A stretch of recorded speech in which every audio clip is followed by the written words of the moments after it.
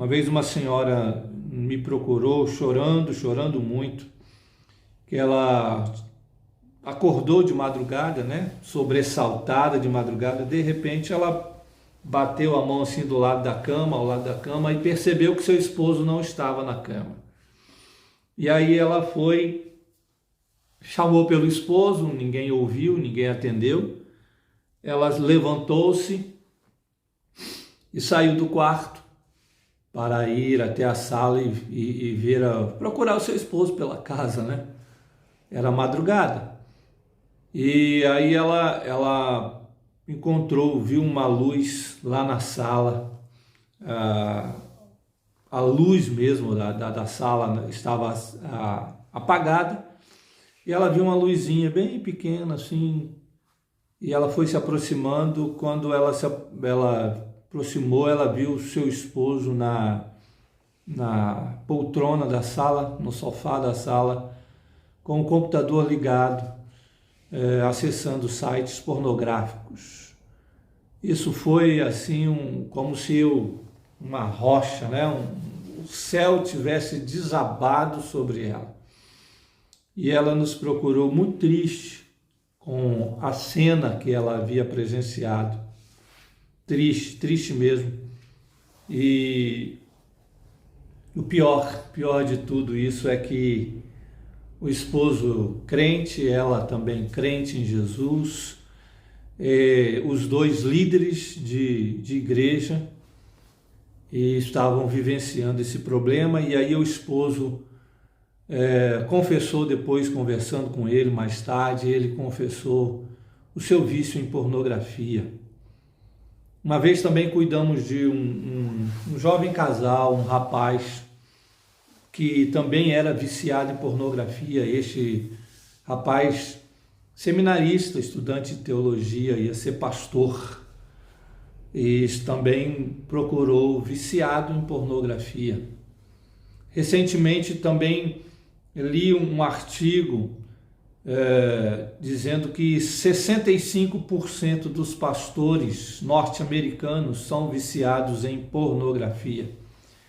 Enfim, nós estamos com esse assunto da pornografia muito latente na nossa comunidade e no nosso meio, especialmente no meio evangélico.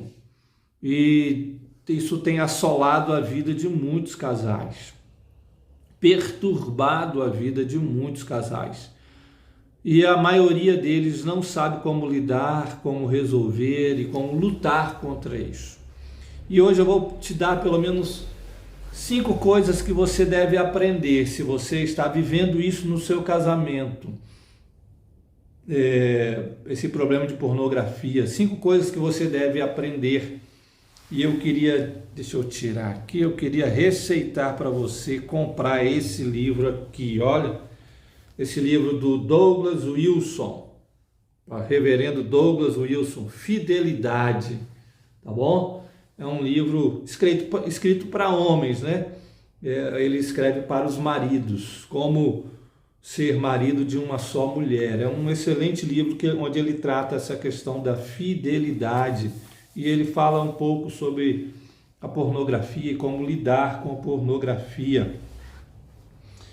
E eu queria que de repente você compre esse livro aqui. Eu acho que é de editor, eu não estou ganhando nada com isso não, tá? Eu só estou fazendo propaganda aqui porque é um excelente livro mesmo, do Centro de Literatura Reformada, tá bom?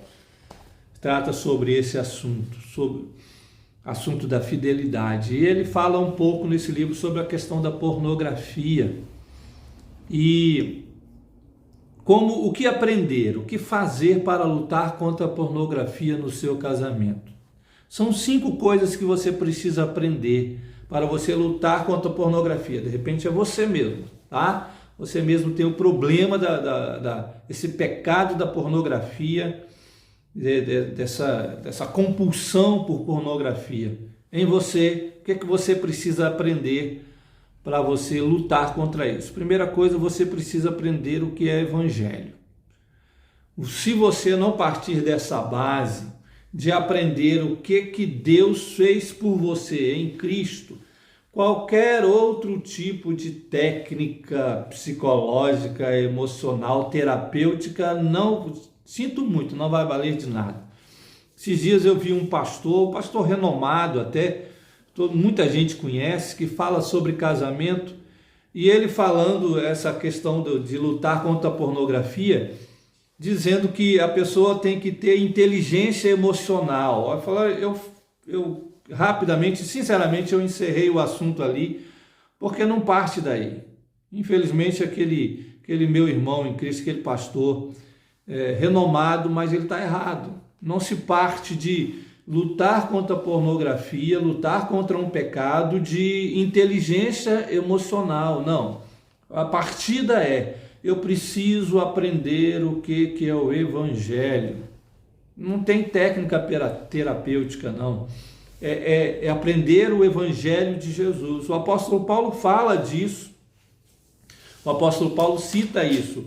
Eu vou abrir para você aqui, como eu sempre digo, né, para os irmãos, a gente trata pecado com a Bíblia, tá bom? E a gente aconselha através da palavra de Deus, é ela que é o nosso norte, a nossa orientação. Olha o que o apóstolo Paulo fala na carta de Tito, capítulo 2, verso 11 e 12, ele diz assim: portanto, a graça de Deus se manifestou salvadora a todos os homens, educando-nos, presta atenção nesse verbo, educando-nos para que, renegadas a impiedade e as paixões mundanas, ou seja, ela nos educa, a graça de Deus, o Evangelho de Deus, ele nos educa para a gente fazer o quê? Para a gente renegar, ou seja, a gente deixar isso de lado, essa paixão mundana,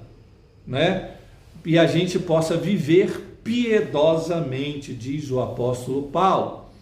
Então você aprende o Evangelho, a graça de Deus que foi manifestada em Cristo Jesus por você. Para quê? Para que você deixe a pornografia de lado, essas paixões mundanas. É a partir daí, do aprendizado do Evangelho, que você vai começar a lutar contra o pecado, que você vai começar a viver uma vida justa e piedosa.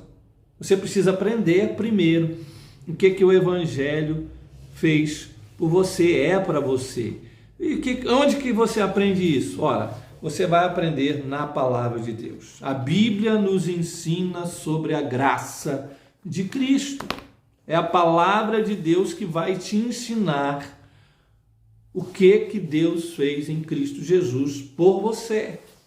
A partir do momento em que você introjecta isso, né, coloca dentro do seu coração, da sua alma, que você se apropria dessa verdade do Evangelho, o que Jesus fez por mim na cruz do Calvário, o que foi que ele fez, que Evangelho é esse que me reconciliou de novo com Deus, que me livrou da futura ira de Deus sobre o pecado, da ira final de Deus sobre o pecado. Esse Evangelho fez isso por mim. Como é que eu posso estar vendo pornografia e cedendo à pornografia se esse Evangelho fez isso comigo?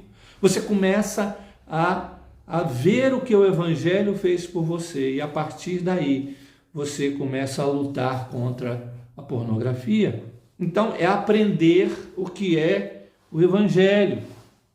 Por quê? Porque o Evangelho ele não para na salvação, ele continua na santificação. Você é salvo para ser santo, não é? Aí a Bíblia ela nos ensina sobre a santificação.